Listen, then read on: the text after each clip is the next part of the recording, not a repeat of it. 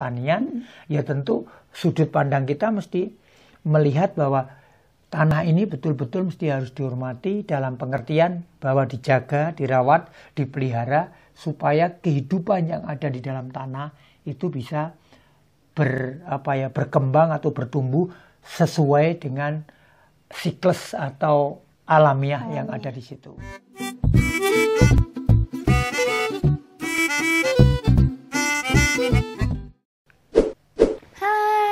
Come back to my channel di Bedah Obrolan. Terima kasih buat teman-teman yang sudah klik video ini dan tetap setia untuk nonton video ini. Jangan lupa untuk like, comment, subscribe sebanyak-banyaknya. Nah, kemarin kita bahas tentang pertanian organik, filosofi dari pertanian organik. Nah, kali ini kita mau bahas tentang basic-basic dari pertanian organik. Ada media tanah, air, tanaman, dan lingkungan. Betul ya Pak ya? Iya. Nah, kali ini kita mau bahas tentang media dari tanah itu sendiri. Kalau kita tahu kita mau bangun rumah harus ada pondasinya. Nah, kalau kita mau tanaman harus ada medianya berupa tanahnya. Nah, kita mau bahas tanah dari pertanian organik itu sendiri. Nah, apakah tanahnya itu sama atau tidak? Mari kita coba tanyakan kepada Dewanto dari ahli pertanian organik. Halo, apa kabar? Kabar baik. Sampai jumpa lagi. Ya, Ledi. Dalam pertanian organik khususnya, maka ada paling tidak 4 basicnya. Jadi, kita mesti mengerti apa itu tanah, apa itu air, apa itu lingkungan, dan apa itu tanaman. Nah, pada malam hari ini, betul, saya akan sedikit memperdalam mengenai tanah itu. Nah, kalau di dalam ilmu tanah, maka terjadinya tanah itu terdiri dari aspek dipengaruhi oleh 5 faktor. Nah, sehingga rumit sekali. Mendapatkan tanah yang subur itu membutuhkan waktu bertahun-tahun. Tapi sebetulnya tanah itu apa? Nah, ini yang saya kira yang perlu dipertegas. Kalau pertanian biasa, pertanian konvensional atau pertanian yang ada sekarang mengatakan bahwa tanah itu modal kerja. Tanah itu media tanaman. Nah, ketika tanah itu dianggap modal kerja, maka cara berpikir kita adalah objek. Jadi tanah itu objek. Karena tanah itu objek, maka kita akan ke arah eksploitasi. Karena ini modal kerja, ya saya akan gunakan sekeras-kerasnya sehingga dapat menguntungkan sebanyak-banyaknya. Ini kalau tanah dipandang sebagai media atau modal kerja. Oleh karena itu agak sulit dipertahankan tingkat kesuburannya. Tetapi kalau tanah itu dipandang sebagai media kehidupan, maka ceritanya menjadi lain. Mengapa tanah menjadi media kehidupan? Karena di dalam tanah itu terdapat proses-proses fisika, kimia, dan biologi yang mendukung kehidupan yang ada di tanah. Di dalam tanah itu terdapat bermiliar-miliar mikroorganisme yang memiliki fungsi dan peranan alamiah yang ada di situ. Dan itu bisa hidup dan bisa berkembang kalau tanah itu tidak diganggu pencemaran. Dalam hal ini misalnya pestisida atau diberi pupuk sintetis dan sebagainya.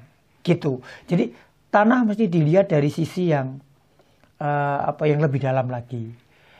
Dalam konteks pertanian organik berbeda tentu saja seperti ahli-ahli bangunan atau ahli arsitektur. Berarti tanah di rawa yang untuk buat mungkin ada yang tanah yang untuk buat pemukiman itu beda ya tanah dengan beda karena mindsetnya berbeda, tentu cara menghargainya berbeda. Kalau orang bangunan kan pokoknya tanah itu keras mau tak dirikan bangunan sehingga tidak perlu ada kehidupan. Kalau tanaman di sana. Tanah keras gak kalau bisa. Iya, kalau ini tanaman ini untuk tanaman, tanah untuk pertanian, ya tentu sudut pandang kita mesti melihat bahwa tanah ini betul-betul mesti harus dihormati dalam pengertian bahwa dijaga, dirawat, dipelihara supaya kehidupan yang ada di dalam tanah itu bisa berkembang atau bertumbuh sesuai dengan siklus atau alamiah yang ada di situ. Jadi gitu. kalau tanah yang digunakan untuk pertanian organik itu adalah tanah yang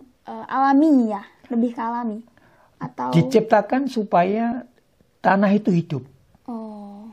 Nah, supaya tanah itu bisa hidup kalau di situ berkembang mikroorganisme yang ada di dalam tanah untuk menyediakan, ada mikroorganisme yang melarutkan fosfat, maka itu menyediakan fosfat. Ada yang melarutkan kalium, ada yang melarutkan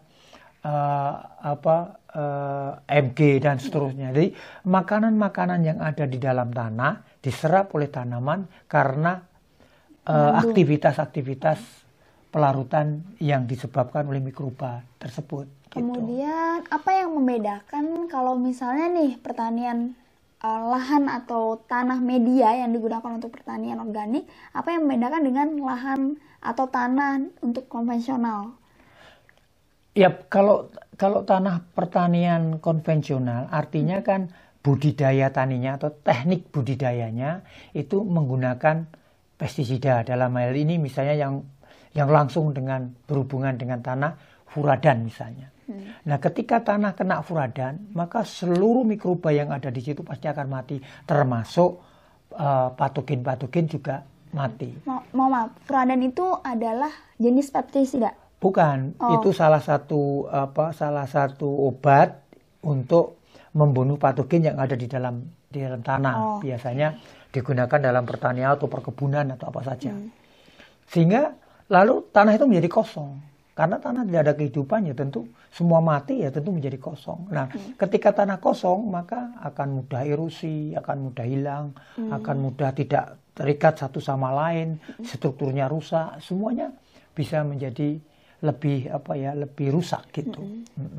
Nah, kalau pertanian organis itu didorong tanah itu banyak mengandung bahan organis.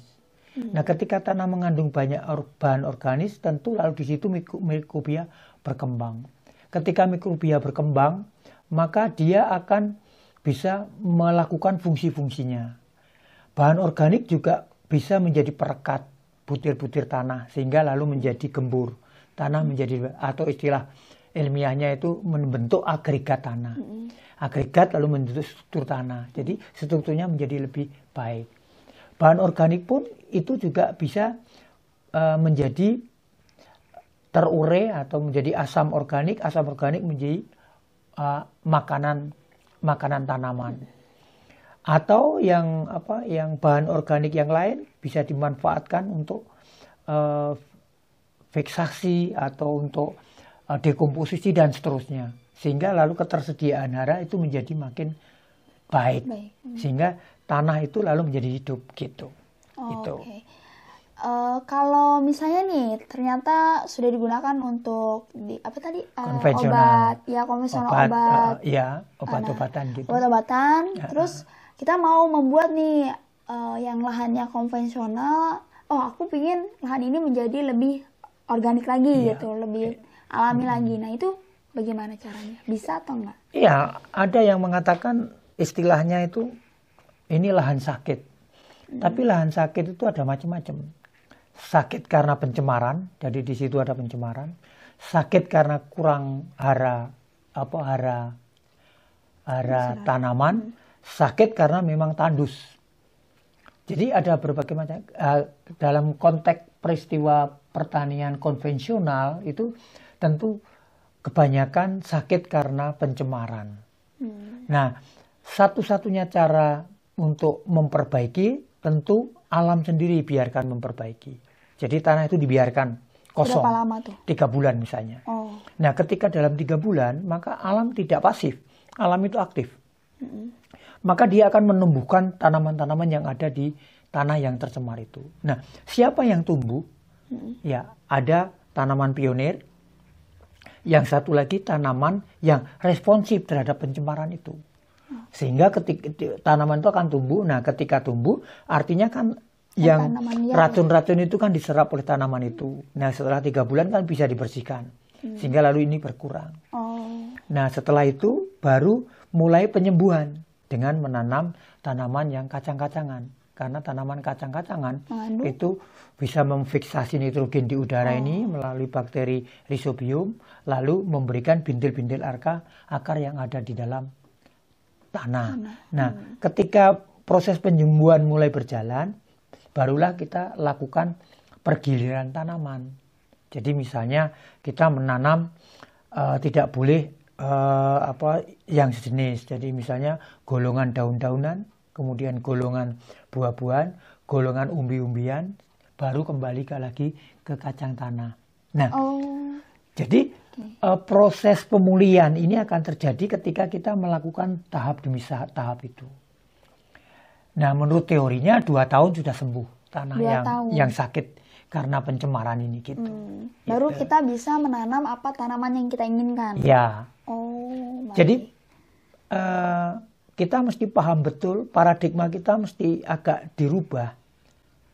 Apa itu tanah? Nah, itu pertanyaan yang sangat mendasar. Ketika jawaban kita itu tanah adalah media kehidupan, maka cara berpikir kita bahwa tanah itu subjektif. Artinya tanah saya pandang sebagai rekan kerja, sebagai sahabat untuk bersama-sama itu. Nah, karena prosesnya atau sudut pandangnya seperti itu, maka cara berpikir kita pasti akan kita lakukan konservasinya. Jadi kita lakukan bagaimana kita jaga. Jadi sedikit berbeda ketika kita mempunyai paradigma yang berbeda. Itulah tanah. Oke. Gitu. Nah, itu tadi kita bahas tentang ilmu tanah. Jadi intinya untuk kita menanam dari segi organik itu tanah kita pandang sebagai apa dulu media ya? Kehidupan. Media apa? Iya. Salah satunya yang paling baik adalah media kehidupan supaya semakin bersahabat kita tanah sama kitanya sendiri gitu ya. Sebagai tanaman yang kita tanam juga semakin tumbuh subur, sehat. Begitu ya Bapak ya? Iya, itu dasar yang utama kalau kita akan ya. melakukan pertanian organik. Ya, Oke, baik. Terima kasih Pak Daryanto ini Ya. tentang ilmu tanahnya. Nah, nanti lain pertemuan kita akan bahas tentang air ya.